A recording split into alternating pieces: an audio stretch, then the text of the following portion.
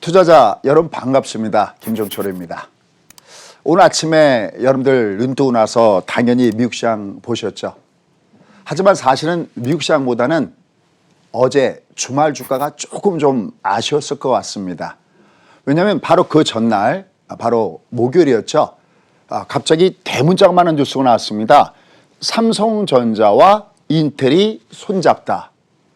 드디어 삼성전자가 인텔을 뚫었다. 그래서 아마 여러분들 기대감이 컸을 겁니다. 특히 지금 여러분들이 가장 많이 최근에 베팅한 종목 중에 하나가 뭐 삼성전자나 현대차나 이런 종목일 텐데 주말장에서 조정을 좀 받았습니다. 그래서 더욱더 막 주식을 하신 지 얼마 안 되시는 분들은 막 떨리는 마음을 잡고 지금 이 방송을 하고 계시리라 생각합니다. 자, 그래서 오늘 타이틀 이렇게 잡아봤습니다. 지금 코스피 지수가 3000 시대에 들어왔습니다. 근데 이게 어디까지, 이게 무슨냐면 이게 어디까지 올라갈 수 있을 것이냐, 또 내려가면 어디까지 내려갈 수 있을 것이냐 했을 때 다음 주에 중요한 분수령이 있습니다. 그러니까 지수를 좌우하는 거죠. 그러니까 여러분들이 지금 현재 이 놀란 가슴들을 과연 이 지수가 빨리 복구를 해줄 것이냐, 아니면 좀 더 여전히 현재 상태에서 더디게 움직일 것이냐, 그 중요한 변수가 바로 다음 주에 바로 두 개의 D-Day가 다가옵니다. 자, 그러면 어떠한 중대 변수가 다가오는지, 또 여러분들은 지금 이 놀란 가슴을 어떻게 내가 정리해야 될 것인지 이런 게 있습니다.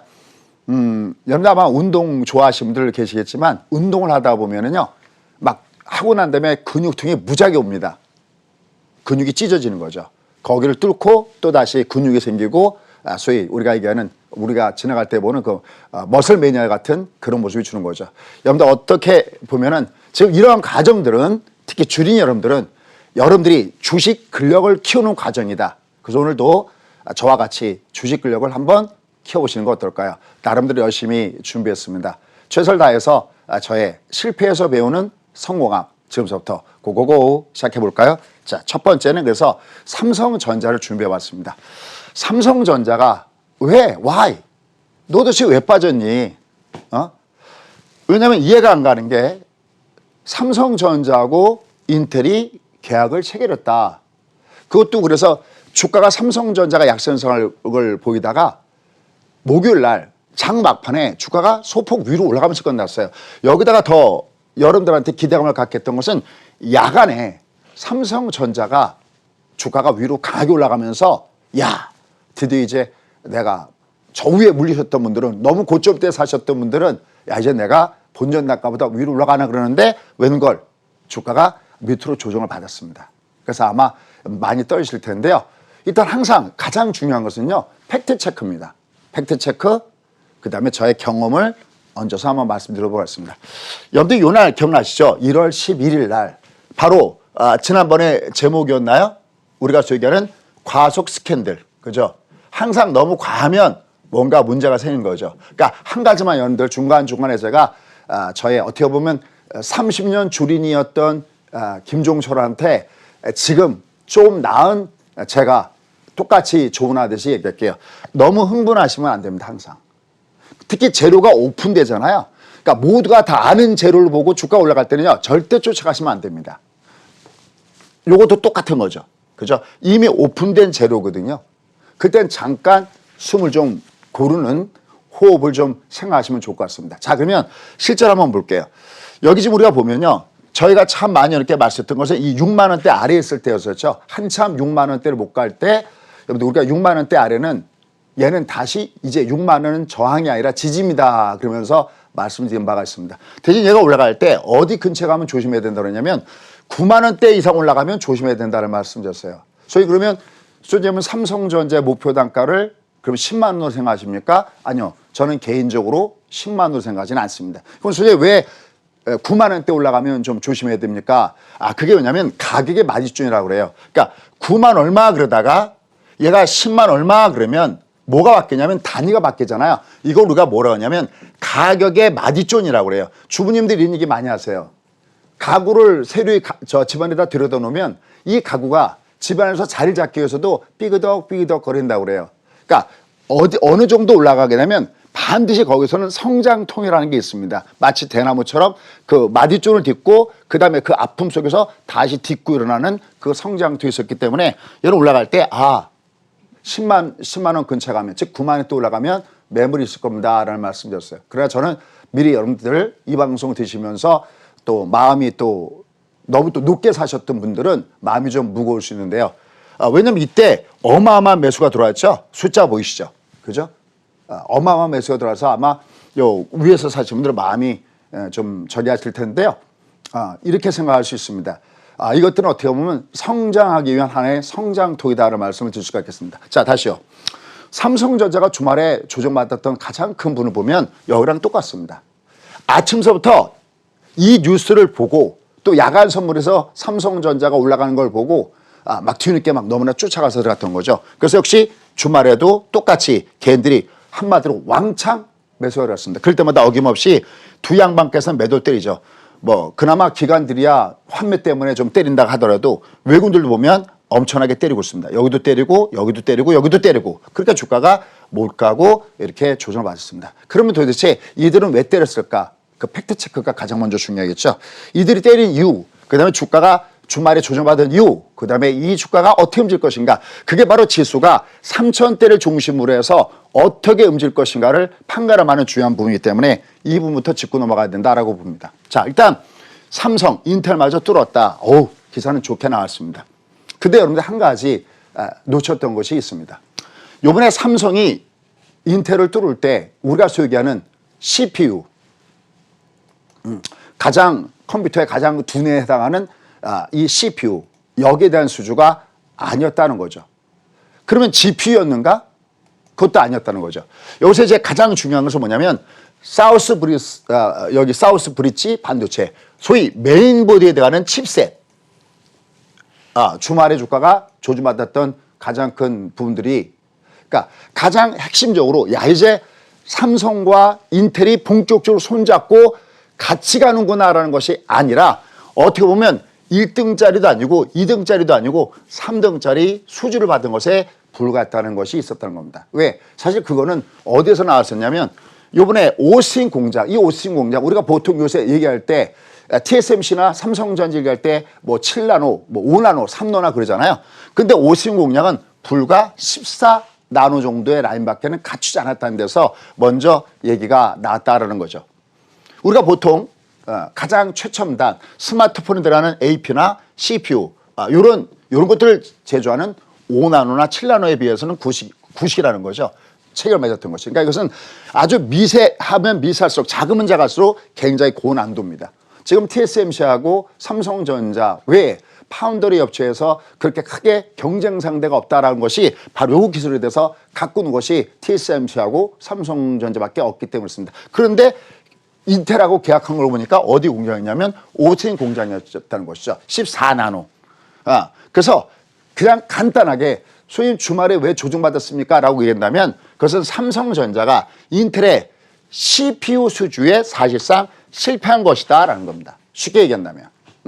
근데 여기에다가 기사에 초점이 맞춰진 게 아니라 오스틴 공장의 이 14나노 라인 여기에 성공했다는 것이 대문짝에 나오면서 주가가 밑으로 내려간 겁니다. 뭐 이 내용들은 여기 기사를 좀 서치해 보면 나오는 거니까요. 자세한 내용들은 좀 읽어보시고요.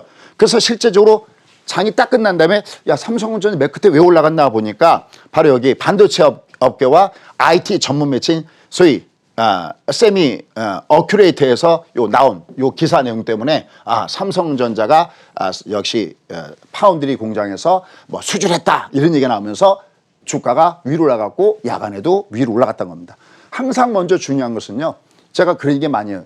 뭘 깔 때 까더라도 일단 먼저 팩트 체크부터 하고 깔아. 그게 가장 중요한 거거든요. 그래야 다음 해답이 나오는 거거든요. 자, 그러면 그 다음 장 하나 보도록 하겠습니다. 자, 뭐 쭉쭉쭉 있다가 저기 보시면 결국은 TSMC가 올 하반기부터 4나노 공정에서 인텔의 CPU를 생산한다. 또 내년에는 3나노 공정에서 CPU를 생산한다. 결국은 진짜 배기는 TSMC가 가져가고 우리는 사실 어떻게 보면 3등짜리 정도를 요만한 거 하나 했는데 이게 기사거리가 너무나 크게 나온 거죠. 그죠? 항상 또 우리가 보면 클릭하잖아요. 그래서 삼성, 인텔마저 뚫었다 그러는데 주가는 위로 뚫지 못하고 약간 밑으로 내려가게 된 이런 모습을 보여줬다라는 겁니다. 여기 뭐 기사 내용들도 나와 있습니다. 여러분들 아시다시피 인텔과 삼성은 경쟁 상대에 있죠. 그래서 잠재적인 경쟁자로 여기는 인텔의 입장에서는 삼성전자에 대해서 이 GPU의 설계가 노출되는 것을 꺼렸을 것이라는 분석이다. 그러니까 아까도 했지만 일단 이게 1등이고 그다음에 GPU가 2등인데 얘는 하나도 없이 3등짜리 갖다가 한 것이 너무나 크게 확대 해석됐기 때문에 주가가 위로 뜨는 순간 기관과 의견들은 매도 물량이 나왔다 이렇게 보시면 되겠습니다. 그래서 여기 보시면은 다만 이제 긍정적인 내용들도 있습니다. 요 사이에 그래도 뭐 이런 기사가 있어요. 절반의 성공이다. 뭐 그림 표현 잘하잖아요. 단어가 멋있잖아요. 절반의 성공이다. 근데 맞습니다. 우리가 천리길도 한 걸음부터 맞잖아요. 바닷물도 결국 물 한 방울로 시작해서 바닷물이 되는 거 아니겠습니까? 그거 맞는 얘기죠. 하지만 그냥 팩트체크로 딱 들어간다면 사실은 크게 그렇게 확대 재생산할 것까지는 없는 그러한 수지였다는 것이 사실은 반도체 업계에서의 일반적인 사입니다. 다만 이제 이런 얘기들은 있습니다. 인텔이 아까 얘기했지만 메인보드에 들어간 칩셋에 대한 이거는 결국 그렇다 치더라도 삼성전자가 결국은 여기 보면 뭐 여러 가지 쭉 있는데 복스밴드의 전략을 쓸 가능성이 높다. 그죠? 인텔이 복스밴드의 전략을 쓸 가능성이 높다. 테슬라도 그렇죠. 어느 한쪽에다가 투자를 다 하지 않죠. 여러 개를 갖다가 경쟁을 시키면서 단가를 낮추는 전략을 쓰는데 결국은 인텔도 이런 내용들이 있다라는 겁니다. 자, 그런데요. 제 강의는 지금부터입니다. 인텔에 대해서 삼성전자가 그래서 아까 메인보드 칩셋을 얘를 계약을 따냈던 안 따냈던 사실은 더 중요한 기사가 있습니다. 준비되셨습니까? 제가 살 때 저게 중요한 게 아니라 그 다음 기사가 더욱더 중요합니다. 이겁니다. 글로벌 차 공장 회사들이 문을 닫고 있습니다. 왜요? 칩이 부족해서요. 반도체 칩이 부족합니다. 여기 보시다시피 글로벌 제조사들이 반도체 공급 부족으로 인해 갖고 생산 차질을 겪고 있다. 그래서 주요 업체들 여기 뭐 독일에 우리가 제조업 그러면 독일이잖아요. 독일이나 우리나라 같은 경우가 제조업이 강하고 영국은 금융 강하죠. 우리가 이름만 들으면 아는 아우디, 폭스바겐, 그죠? 그다음에 뭐 여기 메르세데스, 벤츠 뭐 이런 대표적인 회사들이 전부 다들 일부 공장의 문을 닫고 있습니다. 왜요? 부품이 없습니다. 어떤 부품이요? 반도체 부품이 없습니다. 왜냐하면 코로나19 문제 때문에 수주를 줄이면서 이 반도체 업체들이 전부 다 이것을 갖다가 딴 쪽으로 다 돌려버렸다는 겁니다. 어느 쪽으로 돌렸느냐? 바로 뒤에 한번 보시죠. 코로나19 팬데믹으로 자동차 업계의 주문량이 줄어드니까 반도체 업체의 생산 설비를 우리가 보통 이게 요새 많이 쓰는 게 뭔지 아시죠? 전부 다 직콕축이 들어가면서 여러분들 요새 노트북 수요가 엄청나게 늘어난 거 아십니까? 저도 사실은 제 조카한테 요번에 고등학교 졸업했는데 요번에 이게 좀 풀리고 나면 한번 가서 노트북 하나 PC를 사주려고 합니다. 요새 노트북 PC가 어마어마하게 매출이 들어가고 있습니다. 여기 엄청나게 반도체 칩이 들어가죠. 그 다음에 가전제품에 들어가고 있습니다. 여기다가 또 게임에 들어가고 있습니다. 여기에 반도체 생산 쪽으로 돌렸는데 이게 풀을 찼습니다. 이거조차도 주문량이 작으면 부족할 때 부족해? 그럼 만들어주면 되는데 이미 얘를 다시 자동차용 반도체 쪽으로 돌릴 수 있을 정도로 얘는 지금 굉장히 성황을 보이고 있다는 겁니다. 문제가 뭐냐면 인텔 거를 안 받았다 그래갖고 야 이거 삼성전자 위축되느냐 웃기지 말라는 거죠. 진짜 갑중갑은 어디냔 말이죠. 인텔이 아니라는 거죠. 바로 TSMC나 삼성전자가 얘가 갑중갑이지 그거 3등짜리 했다고 그래서 그게 아닌 거죠. 다만 팩트체크는 하고 가자는 거죠. 그게 지금의 주가가 금세 10만 전자를 뚫고 올라갈 만한 그런 수준은 아니었다는 팩트는 알아야 내가 그래야 다음에 무슨 기사가 났을 때 한 번이라도 더 읽어볼 거 아니겠습니까? 그래서 지금 이 업황은 엄청나게 반도체가 호황을 보이고 있다는 것을 여러분들이 알고 계셔야 된다라는 겁니다. 그 다음에 여기 쭉 밑으로 내려가면은 여기 보시죠.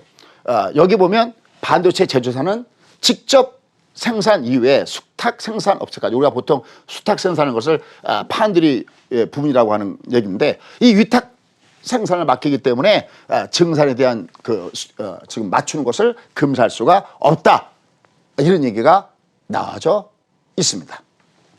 조금 이제 좀 뭐 주가 내려간 마음이 좀 진정되나요? 야, 이거 이러다가 계속 빠지면 어떡하나 또 이런 마음도 계실 겁니다. 왜? 아직까지 투자 경험이 없기 때문에 그럴 겁니다.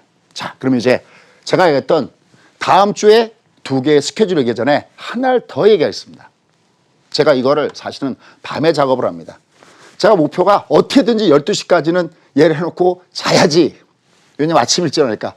근데 여전히 그게 안 되더라고요. 아직은 좀 제가 능력 보유 중인지 아무리 빨라야 새벽 1시, 한 2시 정도 돼야 얘를 혼자 강의를 한 다음에 제가 잠들 수 있습니다. 얘보다 더 중요한 것은 뭐냐면요.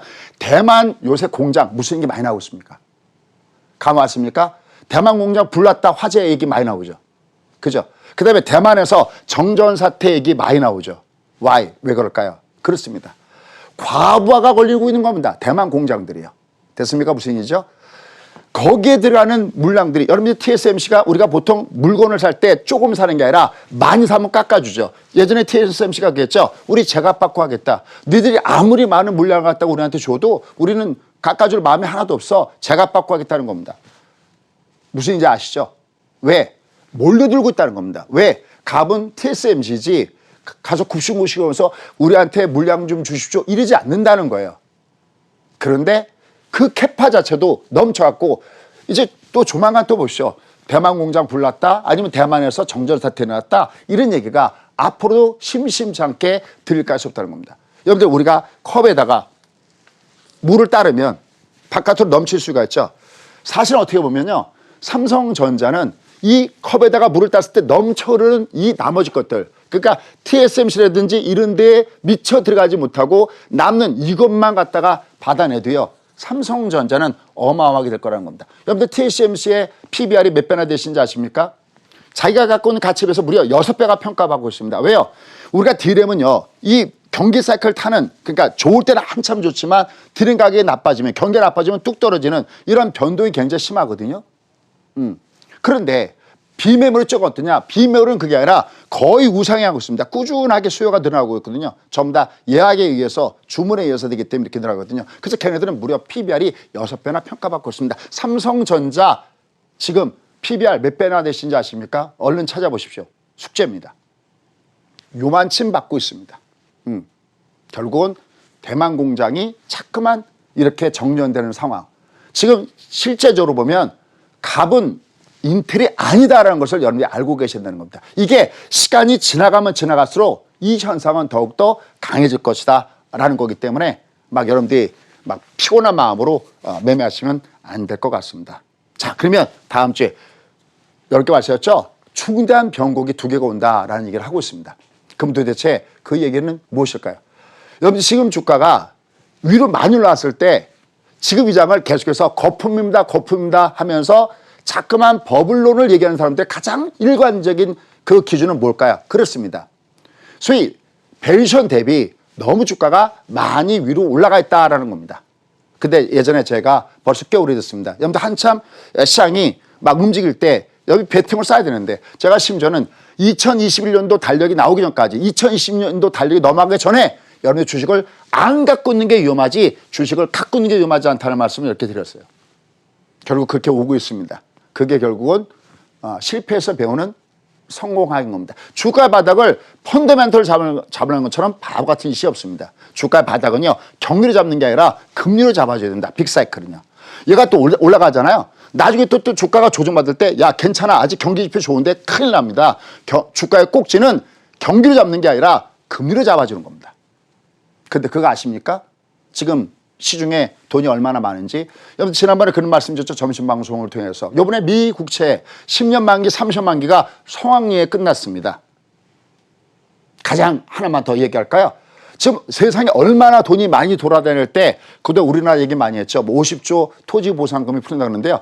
여러분들 마이너스 채권 우리가 쓰기에는 마이너스 금리 아니 내가 돈을 맡겼을 때 100만 원을 맡겼는데 내가 찾을 때는 95만 원밖에 못 찾는다면 여러분 같으면 돈 갖다 맡기겠습니까?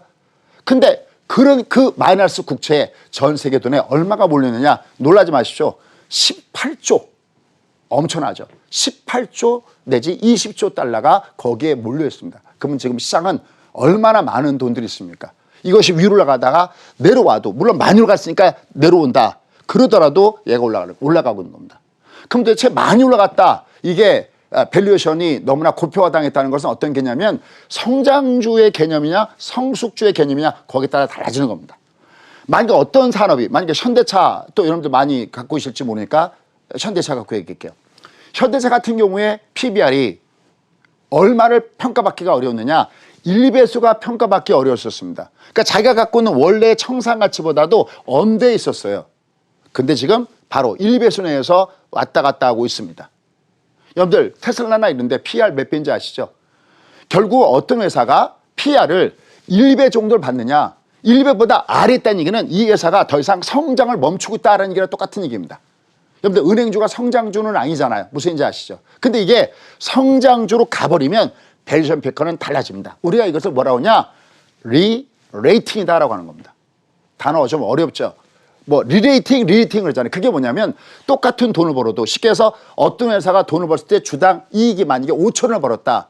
그럼 만약에 10배를 쳐준다고 하면 적정 주가는 5만 원이잖아요. 근데 똑같이 5천 원을 벌었는데 얘가 10만 원 가도 얘가 비싸지 않다. 이게 소위 리레이팅이라는 겁니다. 너 10배 쳐주는 게 아니라 너 20배 쳐줄게 30배 쳐줄게. Why? 얘는 성장성이 있기 때문에 지금 현대차가 그 성장성의 문 앞에 있기 때문에 얘를 돌파하고 있고 여기서 당연히 왔다 갔다 하면서 조정받는 겁니다. 삼성전자도 얘기할 것도 없습니다. 삼성전자 PBR 이제 불과 2배밖에 안 되고 있습니다.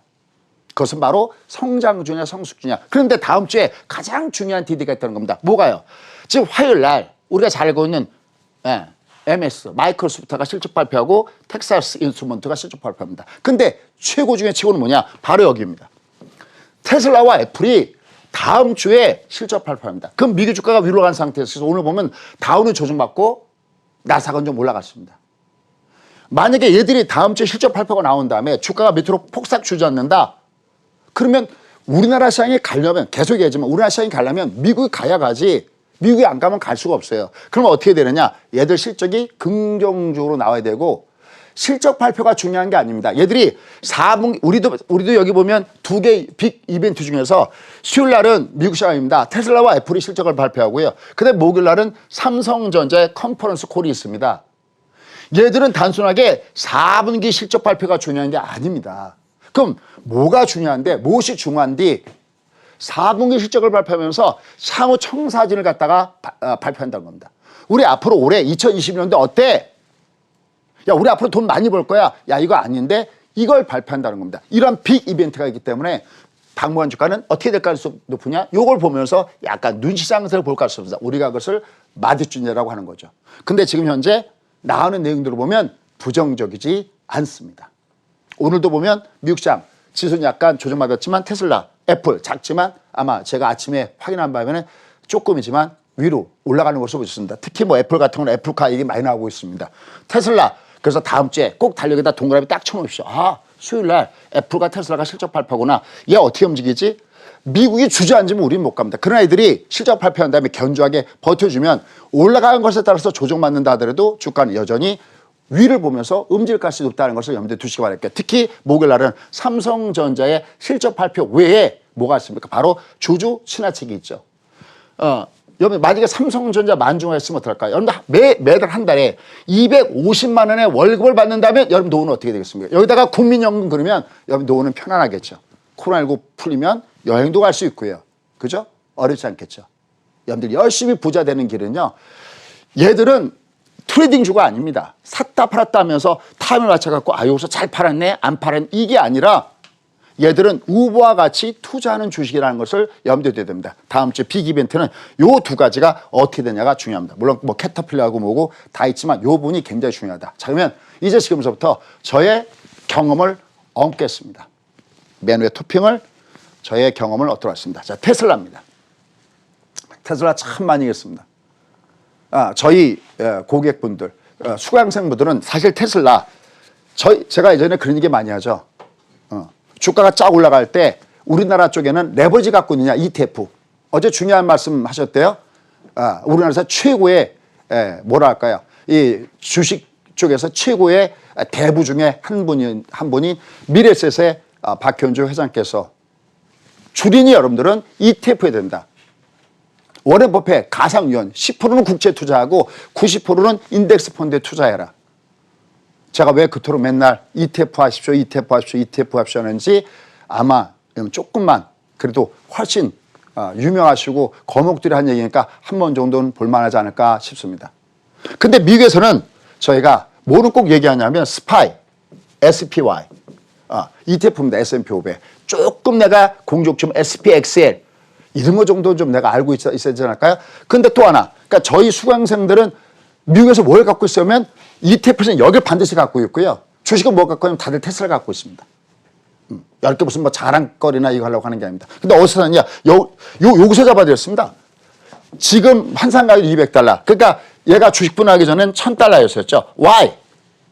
바로 여기 박스 쳐놓은 겁니다. 바로 얘가 맨날 제가 얘기했죠. 올라갈 때 KTX, 조정원 비둘기요. 올라갈 때 KTX, 조정원 비둘기요. 올라갈 때 KTX. 얘는 계속 가는 패턴입니다. 그러다가 얘가 어디선가 가격 쪽을 확 받아버리면 그래도 걱정할 필요 없습니다. 왜? 올라갈 때 줄여주면 되거든요.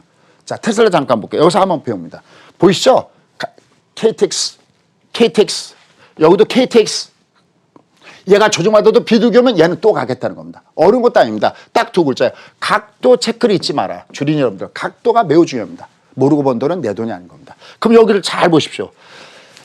우리나라 종합주가 지수랑 똑같습니다. 여기 조정받을 때 이렇게 가격 조정 들어오죠. 며칠선이 5일평 올라가다가 5일선에 가격 조정 들어오잖아요.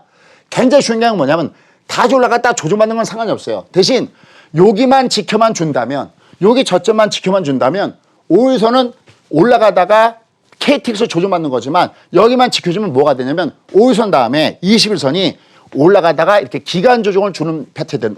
보시면 올라가다가 기간 조정 주는 게 보이죠? 그럼 다시 올라갑니다. 됐습니까? 자, 그러면 이제 결론. 이 그래프를 보고 마감하도록 하겠습니다. 여기 보시면 지난 10월 달에 주가가 밑으로 쭉 빠졌었죠. 물론 여기를 깬다고 해서 이게 끝난 건 아닙니다. 다만 얘를 안 깨고 갈 때와 깰 때 가는 건 다릅니다. 얘를 안 깨면 얘가 올라갈 때 이 고점을 돌파하는 시간이 빨라지는 거고요. 여기를 만약에 깨고 내려가면 얘가 고점을 돌파하는 시간이 좀 늦어집니다. 근데 여기는 다행히 안 깼죠. 코스피 같은 경우는 코스닥은 살짝 깨고 내려갔습니다. 그래서 상대적으로 올라갈 때 코스피가 더욱더 강했습니다. 자, 그럼 여기요. 이제 볼게요. 자, 3000포인트에서 도대체 얘는 어디까지, 이게 단어가 왜 나왔느냐. 요게 지금 3003이거든요. 얘가 다시 조정받는 건 상관이 없어요. 왜? 얘는 결국은 퍼펙트 패턴을 만들기 위해서도 얘는 담갔다가 가야 됩니다. 그러니까 머릿속에 부정적인 시각을 갖지 마십시오. 지금 전 세계에 뿌려져 있는 그 돈들, 마나스 국채 들어가는 그 어마어마한 자금들, 이 돈들은 다른 데 갈 데가 없습니다. 불안하게 휴일을 보내지 마십시오. 맛있는 거 잘 들으시고요. 건강에 더욱더 신경을 쓰시면 될 것 같습니다. 다만 얘가 다음 주에 그 D-Day, 그러니까 테슬라나 애플이 주가가 그 발표 시점에서 어떻게 움직이느냐. 걔들이 올라갈 때 얘기할 것도 없는 거고요. 만약에 조정을 받아도 기간 조정이냐 가격 조정이냐. 또 우리도 삼성전자의 조정이 좀 더 가격 조정을 가느냐 기간적으로 가느냐. 특히 종합이 여기 저점을 깨느냐 안 깨느냐. 3000포인트 선 여기서 버텨주면 얘는 이렇게 올라간 다음에 마디존입니다. 이게 있어야 되잖아요. 얘 이렇게 올라갔잖아요. 어떻게 그냥 갑니까? 그냥 갈 수 없잖아요. 마디존을 형성하는데 이 마디존이 좀 더 굳건한 마디존이냐, 즉 앞에 있는 고점을 좀 더 3266을 좀 더 강하게 먼저 빨리 뚫는 마디존이 아닌 것은 바로 3000선.